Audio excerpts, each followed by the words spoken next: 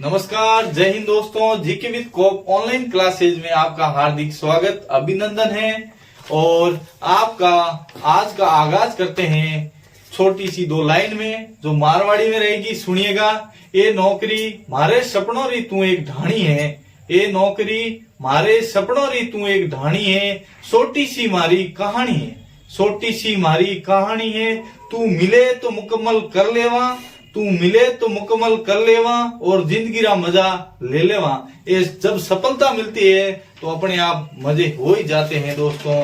तो आज अपनी इस मोटिवेशनल क्लास में मैं हमारे कंट्रीब्यूट साथी श्री प्रकाश जी को बुलाना चाहूंगा, जो हाल ही में शिक्षक बने। प्रकाश जी, आइए, जीके विद कोप चैनल में आपका मैं हार्दिक स्वागत अभिनंदन करता हूँ। बहुत बहुत धन्यवाद सर, मुझे अपने इस चैनल में मौका देने के लिए और मैं अपने साथियों से मिल सकूं, इसलिए बहुत बहुत आभार आपका सर। धन्यवाद सर। Thank you sir. मैं प्रकाश सिंह आपको आज जीके विद कोप के चैनल के माध्यम से दो लाइनों के साथ शुरुआत करना चाहता हूं कि फेंक द्वंद कहां तक पाला जाए, द्वंद कहां तक पाला जाए, युद्ध कहां तक टाला जाए, तू भी है राणा का वंशज, फेंक जहां तक भाला जाए, फेंक जहां तक भाला जाए। वाह, बहुत ही बढ़िया आपकी शेर व शायरी रही। और इसके बाद में आज अपन आगाज करेंगे सफलता के मूल मंत्र की क्लास में। तो सर, आप बताइए कि सफलता के लिए शुरुआती दौर में जो नए छात्र आ रहे हैं, नए स्टूडेंट आ रहे हैं, उनको क्या करना चाहिए ताकि वो भ्रमित नहीं हो और अपना जो टारगेट हो उसे जल्दी से जल्दी अचीव कर ले। सर, आज इस कंपटीशन के दौर में बहुत भीड़ भाड़ है, बहुत ज्यादा संख्या में बच्चों के फॉर्म आ रहे हैं और पद आपको पता है बहुत कम आ रहे हैं।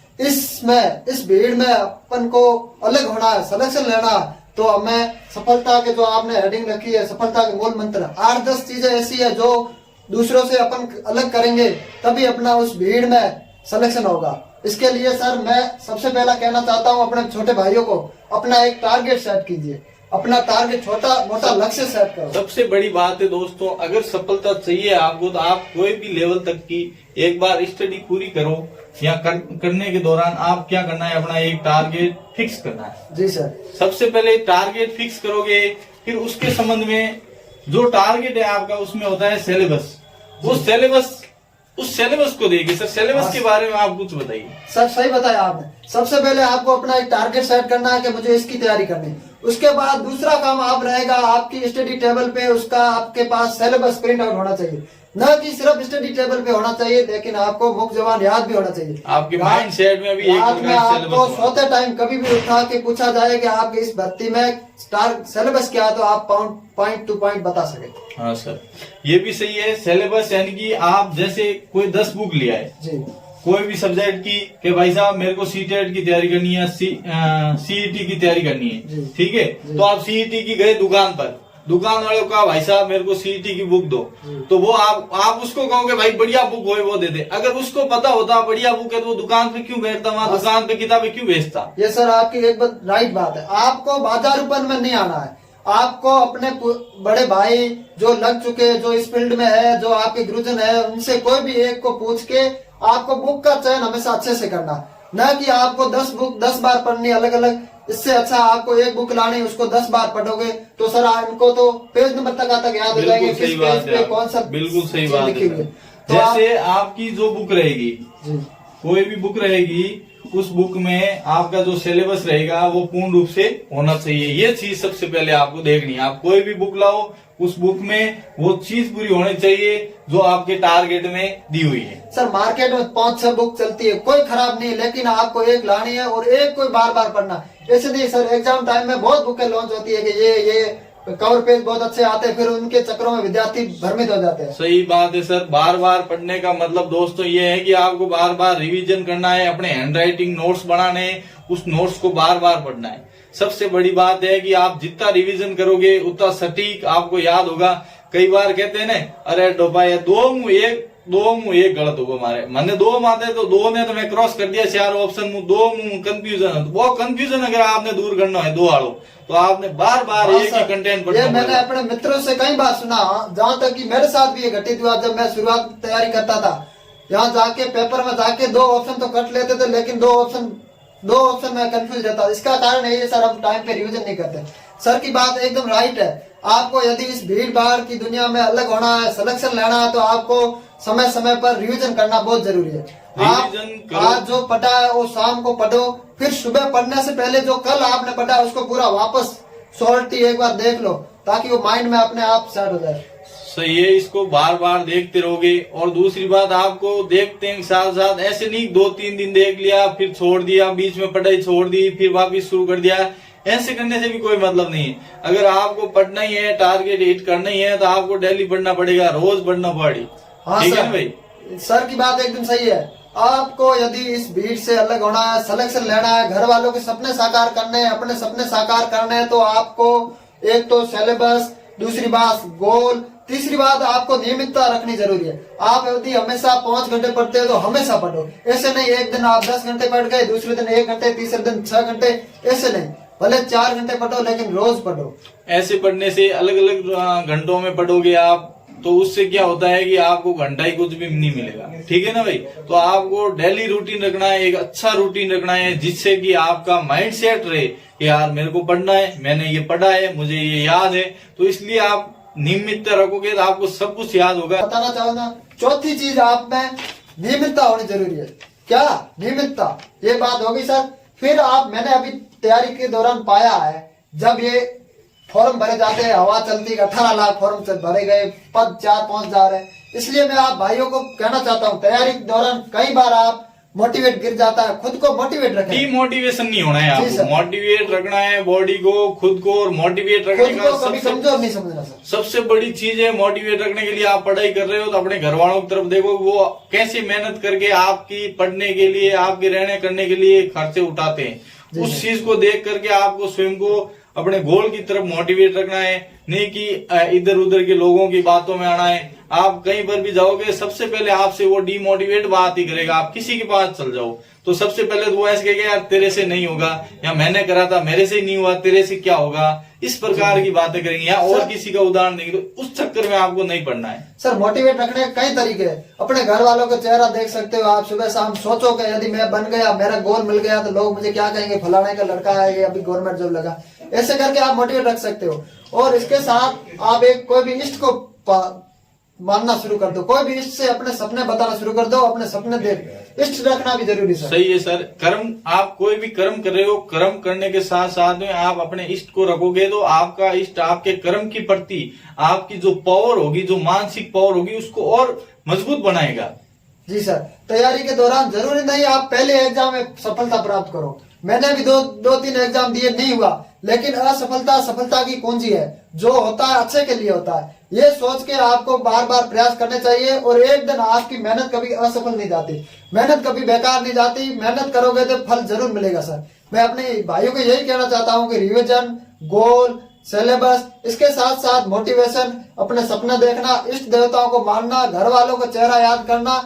इसके अलावा सर पुराने क्वेश्चन जितने भी आ रखे हैं सर, उनको निकालना बहुत जरूरी है। आप पुराने क्वेश्चन अगर सिलेबस के अकॉर्डिंग देख लेते हो, तो आपका जो आने वाला पेपर होता है ना, उसको आप 50% तो उसी टाइम क्लियर कर लेते हो। ये मेरी गारंटी है। अगर आपने पुराने क्वेश्चन अटेंड करे हैं, बार बार अटेंड करें, तो और उसके साथ आपने मॉक टेस्ट अटेंड करें, तो आपका पेपर देने जाओगे ना, आपके जो डर होता है ना, वो डर एकदम ही खत्म हो जाएगा। भले आप फर्स्ट टाइम एग्जाम देने जाओ, आपको बार बार मॉक टेस्ट और पुराने पेपर सॉल्विंग, ये सबसे बेस्ट कुंजी है सर। मैं आपको बताना चाहता हूँ, ये 8-10 सफलता की मूल मंत्र है, जो भीड़ से हमें अलग करता है। बाकी पढ़ते तो भैया सब पढ़ते हैं, लाइब्रेरी में जाओ सब पढ़ते हैं, कोई 12 घंटा पढ़ रहा है, कोई 10 घंटे पढ़ रहा है, लेकिन सफल कौन होता है? हम जैसे अपने ग्रुप है 8-10 में 2-4 ही क्यों होते, सब क्यों नहीं होते? सब एक जगह पढ़ते हैं, सब एक ही सर से कोचिंग ले रहे, फिर भी कोई सा क्यों निकल रहा? उसका कारण यही है, उन्होंने ये 8-10 मंत्र है, इन पे फोकस किया, इन पे काम किया। तो सर भैया आपको मैं बताना चाहता हूँ, यदि आप सफलता लेना चाहते हो, इस भीड़ में अपना स्थान बनाना चाहते हो, अपने ऊपर सरकारी जॉब वाला ठप्पा लगाना चाहते हो, तो ये 8-10 चीजें और अपने ऊपर सरकारी जॉब वाले ठप्पे के साथ साथ अपने पड़ोसियों में जलन देखना चाहते हो तुम, तो आप सरकारी नौकरी के लिए बार बार रिवीजन करिए, बार बार नियमितता रखिए, और अन्य भी जो आपको महत्वपूर्ण हमने पॉइंट बताया उस पर ध्यान रखिए। मैं एक रिवीजन का आपको जो बार बार प्रयास होता है उसका एक उदाहरण देना चाहूंगा। जी। कोई एक प्रतियोगिता होती है, उसमें एक बॉडी बिल्डर आदमी होता है जो एक नींबू होता है उसको निचोड़ देता है पूरी तरीके से। जी। और वो क्या करता है, पूरी तरीके से नींबू को निचोड़ के फिर चैलेंज करता है, कोई भी आदमी अगर इस नींबू में से एक बूंद भी नींबू की पानी की निकाल सकता है तो उसको जो चाहेगा वो मैं उसको इनाम दूंगा। तो उसमें एक मेरे जैसा पतला सा आदमी आता है और वो नींबू को लेकर उसमें से 10 बूंद निकाल देता है। 10 बूंद निकलते देख कि वो जो हट्टा कट्टा आदमी होता है वो उसको देखता है, यार कि तूने ऐसे कैसे निकाल दी इसमें से। तो वो कहता है, भाई साहब मैं सुबह जल्दी उठ के मसाला बेचने जाता हूँ, उसमें नींबू रोज निचोड़ता हूँ और मुझे इसका अनुभव है, पिछले 10 साल का मुझे अनुभव है नींबू निचोड़ने का। तो आप नींबू निचोड़ने का मतलब ये है कि आपको सिलेबस निचोड़ना है पूरी तरीके से। तो अगर आपको इस प्रकार सिलेबस निचोड़ोगे कि आपका एक भी क्वेश्चन बाहर नहीं जाएगा। सर आपकी कहानी से यही हमें शिक्षा मिलती है कि वही बात आकी वापस रिवीजन करत करत अभ्यास जड़ में तो सुझाव वही बात हो रही है। यदि आपको इस भीड़ में अलग होना है, अपना नींबू की तरह सिलेक्शन लेना है, जिस तरह नींबू से पानी निकालना है उसी तरह आपको सिलेक्शन निकालना है, तो आपको अभ्यास करना जरूरी है। आपको घबराना नहीं है। तैयारी के समय बहुत कुछ आपको सुनने को मिल सकता है, इधर उधर की बातें आ सकती है। एक तो आपको सोशल मीडिया से दूर रहना है। सर आज इस सोशल मीडिया के जमाने में लोग पढ़ाई का दिखावा करने लगते हैं। आपको पढ़ाई का दिखावा नहीं करना है, खुद के लिए मेहनत करनी है, दिखावा से बचना है। एक चीज ये है, सोशल मीडिया से आप जितना हो सके उतना दूर हो। हाँ ठीक है, कोई न्यूज कंटेंट के लिए आप उपयोग में लो तो अच्छी बात है, बाकी सोशल मीडिया से जितनी हो सके उतनी दूरी बनाइए, जिससे कि आपकी सफलता आपको जल्द से जल्द मिल सके और आपको अपना जो स्वयं का समय है, जो आप फालतू में ऊर्जा व्यर्थ उपयोग में लेते हो, उसको आप अच्छे कार्य के लिए उपयोग में ले सको। और सर उनको मैं बताना चाहता हूँ, तैयारी के दौरान आप अपने दिन की शुरुआत अच्छे योग प्राणायाम से भी कर सकते हैं। 5-10 मिनट अपने लिए दो। सुबह उठ के अपना टाइम टेबल सेट करो कि आज के दिन मुझे क्या करना है। इसके साथ साथ आप योग करना और छोटी सी सूक्ष्म व्यायाम भी किया करो, जिससे आपका शरीर पूरा दिन आपका साथ देखे। इसी के साथ मैं अपने भाइयों के लिए 2 लाइनें कहना चाहता हूँ। राह के पत्थर को चकनाचूर होना चाहिए, राह के पत्थर को चकनाचूर होना चाहिए। फैसला जो कोई भी हो भरपूर होना चाहिए, फैसला जो कोई मतलब कि भरपूर होना चाहिए। मतलब कि अपना टारगेट ठोक के होना चाहिए, भले कोई भी टारगेट दो आप वो ठोक के होना चाहिए, ऐसा फैसला लेना है आपको। ठीक है ना दोस्तों। और सर आपकी सफलता की आपको बहुत बहुत बधाई देना चाहूंगा मैं। इस बार आपकी सेकंड अटेम्प्ट में ही सफलता मिल गई, शिक्षक बनने पर आपको बहुत बहुत बधाई। बहुत बहुत धन्यवाद सर, आपने मुझे अपने जीके विद कोप पे बुलाया, मान सम्मान किया। आभार बहुत बहुत, आप मुझे मौका दिया। और बाकी दोस्तों अगर असफलता मिलती है तो ये कर्म है, और ये अच्छा बुरा जो भी होता है वो अपने अच्छे के लिए होता है, तो उस पर ध्यान नहीं दे करके अपने टारगेट पर ध्यान दे और पढ़ाई करते रहे। सर एक बात और मैं अपने छोटे भाई भैया, आपको जो अभी सुनने को मिल रहा, सर बोल रहे अच्छा बुरा, ये आप जो मेहनत कर रहे हो, जिस दिन आपको सफल हो जाएंगे, आपका सिलेक्शन हो जाएगा, ये मेहनत आपको इतनी सी लगेगी सूक्ष्म, आपको लगेगा यदि इतनी मेहनत के बदले में ये सब कुछ मिल रहा है तो हम और मेहनत करें, और बहुत इतना अच्छा मिलेगा। जिस दिन आप इस जॉब में लगेगी, सेलेक्ट होंगे, जिस दिन आपका उस लिस्ट में नाम आएगा, घर वालों की आप एज बढ़ा दोगे, अपने घर वालों की 10-10 साल एज बढ़ा दोगे। इससे अच्छा वो परिवार का जो खुशियों का माहौल है आप देखोगे। घर वालों को इतनी खुशी होती है दोस्तों कि आप मान नहीं सकते, इतनी बढ़िया खुशी होती है। और इससे ये भी मिलता है आपको कि आपकी जो समाज में प्रतिष्ठा है, पद है, उसकी वैल्यू और बढ़ती है आपको। ऐसे आप कभी जाओगे तो कहेगा फलाने वाला छोरो यही रो तो फिरे, नहीं तो अगर आप कोई भी पद धारित कर देते हो, कोई भी जॉब पकड़ लेते हो, तो वो कहेंगे अरे आओ फलान सिंह जी आओ, मार साहब आओ, या और भी कोई आपकी जॉब है तो उसका उस प्रकार से नाम को उद्बोधन करके आपको बुलाएंगे, बीच जाजम पे बैठेंगे। तो आपको अपने आप को मोटिवेट रखना है दोस्तों, सबसे बड़ी चीज। और छोटे भाइयों मैं आपसे यही कहना चाहता हूँ, अपने लिए नहीं तो अपने घर वालों के लिए सोचो और मेहनत करो, लग जाओ। आज ही अपना एक गोल सेट कर दो कि मुझे करके दिखाना है, तो कोई बड़ी बात नहीं है इस कंपटीशन में अपना नाम लाना। यही है 8-10 सफलता के मूल मंत्र। इसको आप फॉलो करोगे तो बहुत जल्द आप भी यहाँ पे आने के लिए आतुर होंगे।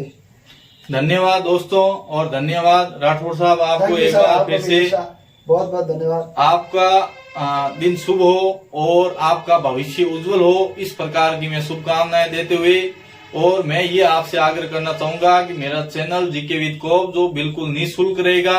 आप जिस प्रकार का कंटेंट चाहते हो मेरे को कमेंट करके बताएं, मैं उस प्रकार के कंटेंट को रेडी करके आप तक परोसूंगा। जी सर, मैं भी छोटे भाइयों, आपके लिए हीर सिंह जी बहुत बड़ी मेहनत कर रहे हैं, अच्छी मेहनत कर रहे हैं। जो सफल व्यक्ति हुए वही इनके साथ है और आज मैं भी इनसे जुड़ा हूं। आप हमें जरूर बताएं कमेंट सेक्शन में कि हम इस की तैयारी करें ताकि हम आपके लिए क्लासें ला सके और आपका बहुत सहयोग कर सके। Thank you. धन्यवाद दोस्तों। Thank you.